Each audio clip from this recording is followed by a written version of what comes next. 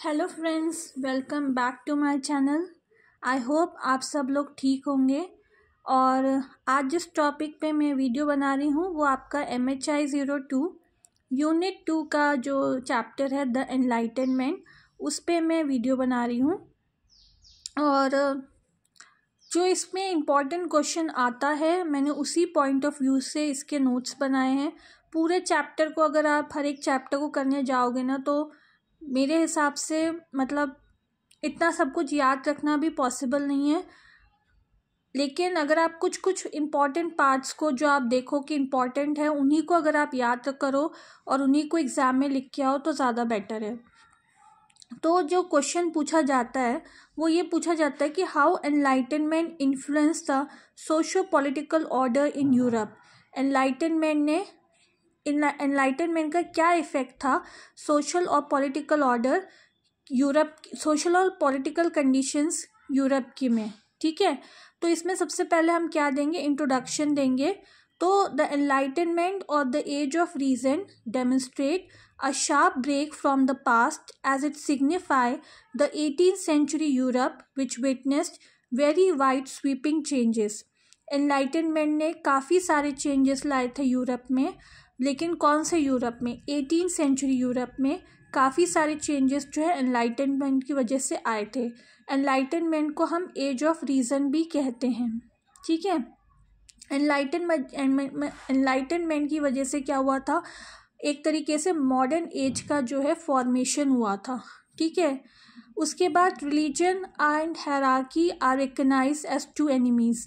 जो फिलोसफर्स थे एनलाइटनमेंट के, जो उसको फॉलो करते थे, उनके लिए जो है रिलीजन और हायरार्की ये दोनों क्या थे, एनिमीज़ थे। The propagators of enlightenment were not necessary irreligious और atheist, but they were bitterly opposed to and intolerant of the institution of Christianity। इसका मतलब ये नहीं है कि वो लोग इररिलीजियस थे, वो लोग रिलीजन को फॉलो नहीं करते थे, ऐसा नहीं है। वो लोग बस क्रिश्चियनिटी के अपोज थे। जो क्रिश्चियनिटी ने जो मतलब अपने रूल्स और रेगुलेशन बना रखे थे उन चीज़ों के वो लोग अगेंस्ट थे। एनलाइटनमेंट कौन सा मेथड यूज़ करते थे, साइंटिफिक मेथड यूज़ करते थे। ठीक है, उसके बाद उन्होंने एक न्यू और सोशल एंड पॉलिटिकल ऑर्डर जो इस्टेब्लिश किया था, जिसमें लोग कैसे रहेंगे, लोग जो है फ्रीडम के साथ रहेंगे, लिबर्टी के साथ रहेंगे, हैप्पीनेस के साथ रहेंगे। ठीक है, यहाँ तक आप आई थिंक आप लोगों को समझ में आ गया होगा। उसके बाद क्या है next point, the writings of Christian Wolff and Immanuel Kant in Germany, Adam Ferguson, Adam Smith and David Hume in Scotland, Marquis de Beccaria in Italy and Voltaire, Diderot, d'Alembert and Quadrat in France represented the spirit of the Enlightenment। तो ये जो आपके सारे जो मैंने philosophers आप कह सकते हो, स्कॉलर्स के नाम मैंने जो लिए, ये सारे के सारे किसको फॉलो करते थे, एनलाइटनमेंट के आइडियाज़ को जो है फॉलो करते थे। ठीक है, तो यहाँ इंट्रोडक्शन में हम इतने पॉइंट्स जो हैं लिखेंगे। उसके बाद हमें क्या लिखना है, जैसे कि हमें बताना है कि सोशल एंड पॉलिटिकल ऑर्डर का जो है इन्फ्लुएंस हुआ है, मतलब किस टाइप से इफ़ेक्ट हुआ है, किस टाइप से ग्रोथ हुई है। तो उसके लिए हम जो है कौन सा पॉइंट लिखेंगे यहाँ पे, आइडिया ऑफ प्रोग्रेस, क्योंकि एक तरीके से हमें जो है प्रोग्रेस ही दिखाना है ना कि एनलाइटनमेंट से यूरोप में किस टाइप से प्रोग्रेस हुई है। ठीक है, तो मैंने यहाँ पे इसलिए नेक्स्ट पॉइंट जो है आइडिया ऑफ प्रोग्रेस लिखा है। तो आइडिया ऑफ प्रोग्रेस में जो दो मेन इंपॉर्टेंट पॉइंट्स आपको देखने को मिलेंगे वो है, the world of the present is better and more advance than the past. Present situation, present condition जो वर्ल्ड की है वो काफ़ी ज़्यादा बेटर है as compare to past. The happiness of man is the result of this advancement. ये हमें कैसे पता चलता है कि प्रेजेंट सिचुएशन पास्ट सिचुएशन से ज़्यादा अच्छी है, क्योंकि लोग इस एरा में ज़्यादा खुश है। उनकी हैप्पीनेस हमें जताती है कि लोग जो हैं पिछले एरा से इस एरा में ज़्यादा खुश हैं। ठीक है, उसके बाद जो नेक्स्ट पॉइंट है, the enlightenment thinkers believe that human beings could fully understand the functioning of the universe and gain an unprecedented degree of control over their environment through the scientific discoveries of Copernicus, Kepler and Newton and their application by Galileo. तो जो enlightenment thinkers है मतलब historians है वो क्या मानते हैं कि ह्यूमन बीइंग को जो है पूरी तरीके से पता है कि यूनिवर्स कैसे फंक्शन करता है। कैसे पता है? क्योंकि हमारे जो डिस्कवरीज की हैं साइंटिस्ट ने, जैसे कि जो डिस्कवरी कॉपरनिकस ने की है, केपलर ने की है, न्यूटन ने की है, उनसे उन्हें पूरी तरीके से नॉलेज मिल गई है ह्यूमन बीइंग को कि यूनिवर्स जो है किस तरीके से जो है काम करता है।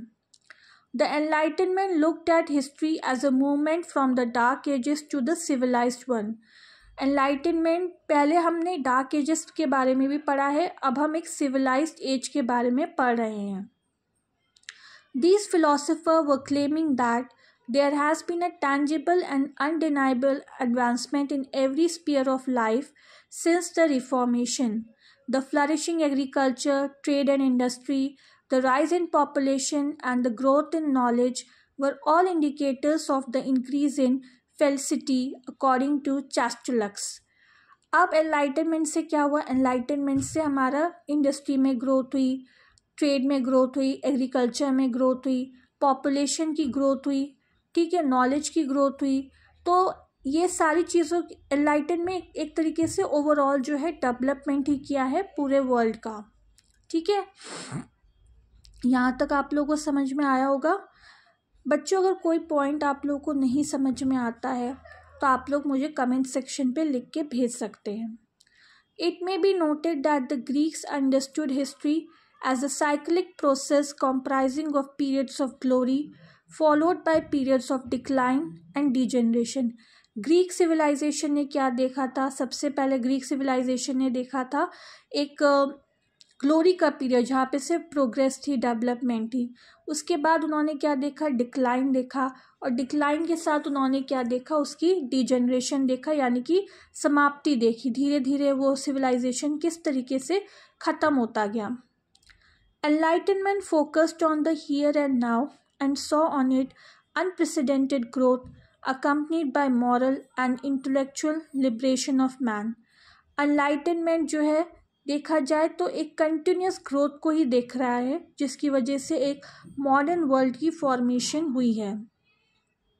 जो एनलाइटनमेंट बिलीव दैट पास्ट हमारा जो था प्रीमेटिव था और बारबेरिक था, लेकिन और सब वो एक्चुअली सुपरस्टिशन से भरा हुआ था, यानी कि काफ़ी चीज़ें लोगों ने अपने आप से जो है वहम में पाल रखी थी, ठीक है, लेकिन और वहाँ पे जो है रिलीजन से लोग गाइडेड थे, ठीक, और लोगों को एक ब्लाइंड अपनी अथॉरिटी पे एक ब्लाइंड फेथ था, ठीक है। लेकिन इस मुकाबले अगर हम प्रेजेंट को देखें तो प्रेजेंट हमारा ज़्यादा सिविलाइज्ड है, मॉडर्नाइज्ड है, एनलाइटन है, ठीक है। इसीलिए हम इसे मतलब और इसको इसलिए हम एक एन एरा ऑफ रीज़न भी बोलते हैं, ठीक है। पॉइंट्स तो आप लोग पढ़ लोगे, इसलिए मैं पॉइंट्स नहीं रिपीट कर रही हूँ।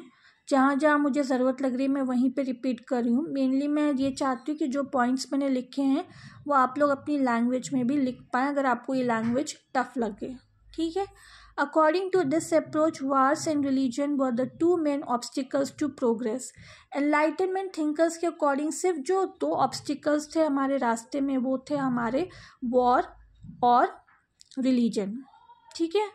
Thus, the key to the earthly utopia was reason, which was an instrument that individuals could use not only to interrogate all received forms of knowledge, but also to lead a virtuous, rational and happy life.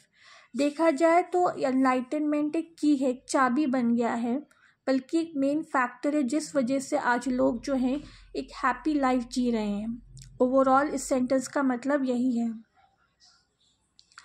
तो इसलिए हम लोगों को क्या सीखना चाहिए कि हमें जो है एनलाइटनमेंट के आइडियाज़ के साथ आगे बढ़ना चाहिए, आगे प्रोग्रेस करनी चाहिए, ठीक है। तो इसलिए लास्ट पॉइंट यही कहता है कि therefore men had to be taught to use reason and to act in accordance with its potentialities in this world, ठीक है।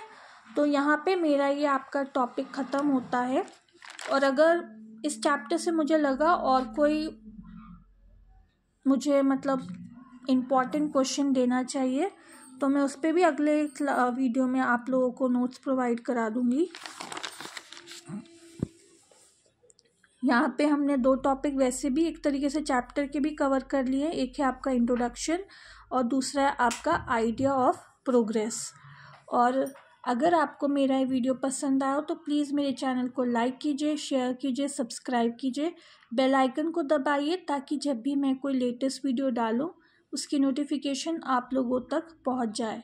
किसी भी स्टूडेंट को इस चैप्टर से रिलेटेड नोट्स चाहिए हों, चाहे हिंदी मीडियम में चाहे इंग्लिश मीडियम में, सॉल्व असाइनमेंट्स चाहिए हों या previous year solve question paper चाहिए हों, तो वो मुझे मेरे व्हाट्सअप नंबर पे कांटेक्ट कर सकता है।